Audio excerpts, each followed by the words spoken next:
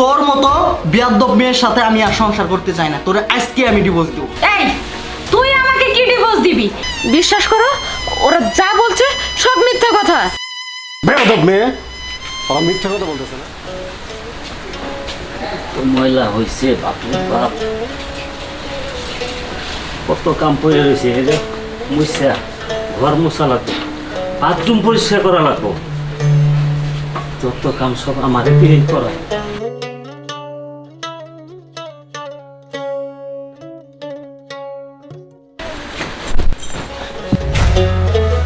ছোট লোকের বাচ্চা, তুই দাঁড়িয়ে দাঁড়িয়ে বেসিনে নিজের চেহারা দেখছিস?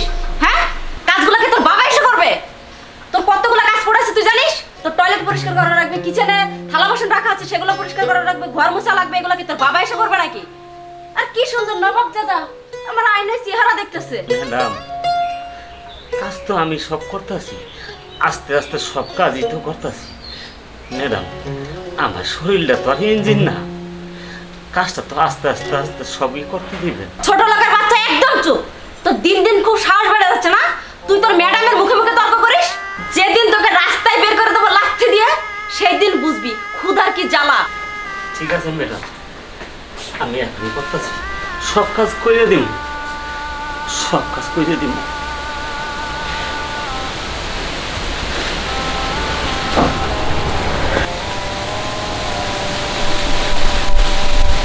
কি ব্যাপার মা, তুমি এখানে বসে আছো কেন? তোমার কি শরীর খারাপ নাকি মন খারাপ? কান্না করতেছো কেন? কি কথা বলতেছো না কেন মা? কি হয়েছে বলো? চুপ করে আছো কেন মা? কিছু হয়নি তাহলে তুমি এখানে বসে আছো কেন? কোনো সমস্যা হয়েছে তোমার? না, তাহলে চলো বাসায় চলো। কিচ্ছু হয়নি বলছি তো, আমার কিচ্ছু হয়নি। তাহলে আমার সাথে বাড়িতে চলো। না, আমি বাড়ি যাবো না। কি হয়েছে আমাকে বলো, বাসায় যাবা না কেন? কি হয়েছে তুই শুনবি? হ্যাঁ, অবশ্যই। তাহলে শোন। মা দাঁড়ান। বৌমা, কোথায় যাচ্ছেন? আমি রুমে যাচ্ছি, একটু পান খাবো। সারাদিন আর কোনো তো কাজ কাম নাই আপনার, শুধু পান খাবেন আর টাইম মতো খাবারগুলো দিয়ে দিবেন। এছাড়া সংসারে কোনো কাজ করেন আপনি? বৌমা, আমি এই বয়সে আর কি করবো? আমার তো এখন তো বয়সই পান খাওয়ার। পান খাবো আমি, এটাই তো আমার কাজ। আরে কি সুন্দর সুখের একটা কথা বলে দিল। এই বয়সে নাকি ওনার পান খাওয়ারই বয়স। কি ব্যাপার? হুম? আম্মা, তুমি এই বলো। শাড়িটা কে দিছে আপনাদের? কেন? এটা আমার ছেলে দিচ্ছে। ও মামা গো, কি সুন্দর একটা শাড়ি পরছে। আম্মা, এই শাড়িটা আপনার পোলাই না দিছে আপনারে? হ্যাঁ, আমার ছেলে পছন্দ করে এসে দিচ্ছে আমার এই শাড়িটা। এই শাড়ি আনছি, এত দামের শাড়ি, আর আমার জন্য নরমাল শাড়ি। এই শাড়ি কেনার টাকাও কোথায় পাইছে?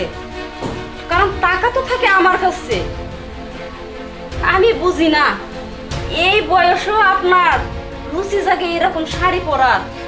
এই আপনার লজ্জা করে না ছেলের ঘাড়ে বসে বসে খায়া এরকম রঙ্গলীলা করতে? খায়া খায়া দেহটার তো করে নিচ্ছেন হাতির মতো। একবার আয়না দেখছেন নিজের চেহারাটা? হ্যাঁ, আর শোনেন, আমার সংসারে থাকতে গেলে না সমস্ত কাজ কাম করে তারপর খাওয়ান খাইতে হবে, না হলে কালকের পর থেকে আর একদিনও খাবার পাইবেন না আপনি। যান। আইসে পাত্রানি, সাহায্য গুজু করে বেড়ায় সব সময়, যত সব ঝামেলা সব আমার ঘাড়ের উপরে দিয়ে রাখছে।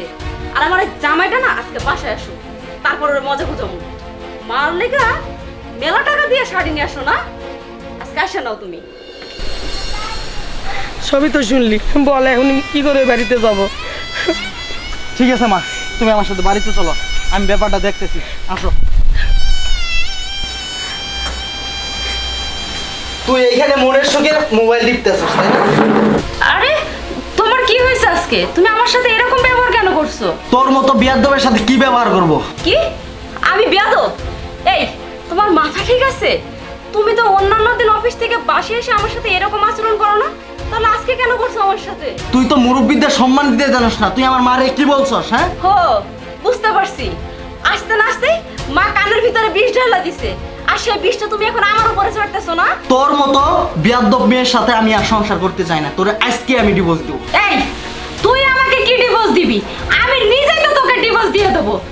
আর শোন, একটা কথা কান খুলে শোনা রাখ, ডিভোর্সের আগে না আমার কাবিনের যে 15 লক্ষ টাকা আছে, এই টাকাটা আমি পাই টু পাই হিসাব করে গুনে নিয়ে তারপরে যাব।